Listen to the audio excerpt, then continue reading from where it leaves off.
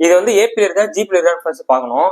இது வந்து ஜிபியில் இருக்கு. இங்க 1 இருக்கா, 1 என்ன ஆகும், 2 ஆகுது, 2 4 ஆகுது, 4 8 அப்படி எல்லாமே டபுளா போயிட்டு இன்ஃபினிட்டி வரைக்கும் போகுது.